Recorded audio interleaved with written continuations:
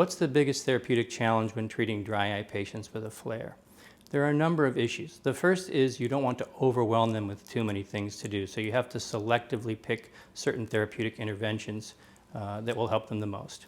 You also have to be worried about the complications of the therapeutic interventions. For example, the steroids, as we mentioned, can cause problems like elevated intraocular pressure, prolonged healing response, and susceptibility to infection.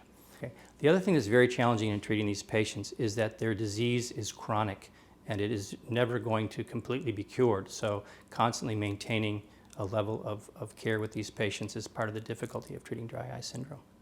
My medication of choice when I'm managing a flare for dry eyes is Flarex, and the name speaks for itself. It manages the flare-ups of dry eye disease.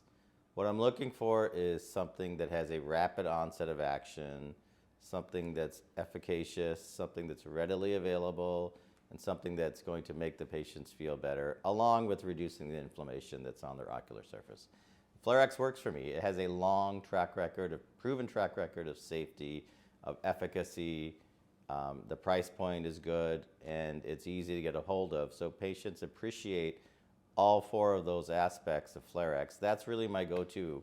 There are other options, but when it comes to tamping down inflammation, I know it's going to work. I know it's very safe. I know it's a quick way of helping the patient feel better. And then I know I'm planning for the long term, but I need to tamp down that flare quickly. And so this is my medication of choice. When I have a patient on a long-term dry eye immunomodulator, sometimes they have flares. And when they have flares, I like to use a steroid like Flarex to treat that inflammation. The reason I like Flarex is it's quite potent. The studies that were done years ago when comparing Flarex to prednisolone acetate, which is a very familiar steroid, the results were equivalent. So we have a steroid that's very potent, but I also like the side effect profile. So anytime we start a steroid, we worry about things like increased pressure, for example. I'm more comfortable using a steroid like Flarex just because I'm more comfortable with the side effect profile, but I also know it's quite potent and it's going to get the job done. When we have breakthrough symptoms in a patient who's been on an immunomodulator, which steroid do I use and why? Dry eye disease is not a steady state problem.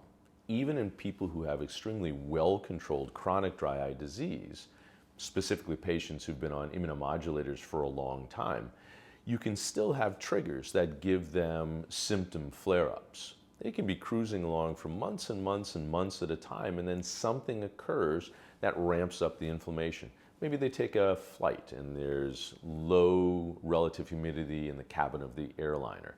Maybe they have allergies. Perhaps they've been working at home and they go back to the office and now they have a mask on. So they're all pro-inflammatory things. They get a flare-up. What do? Well, we have to beat down that inflammation, and to do so, we use steroids. There are all kinds of steroids on the marketplace. The Mac Daddy is prednisolone, and you can use any version of prednisolone. The challenge, of course, is that your patients may want to use that for a long period of time, and you really don't want to have them on that for that long.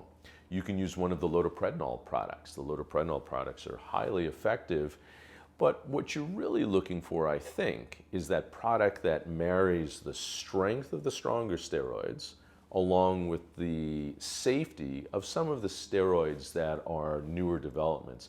And I think fluorometholone is an excellent example of that. We get super rapid relief in patients who are having flare-ups when we prescribe fluorometholone, and we also have super quick resolution of the clinical signs that we see on the surface of the eye.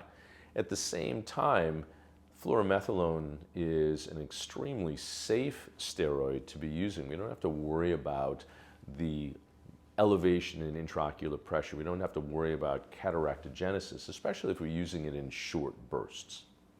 Now, when we're thinking about fluorometholone, we have to think about what type of fluorometholone we're going to use. Fluorometholone alcohol is effective, but not as effective as fluorometholone acetate. Fluorometholone acetate seems to have the same efficacy and power as the original Mac Daddy, as prednisolone.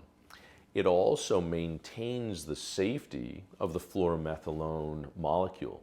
So if I have a choice, I lean toward fluorometholone acetate for those reasons.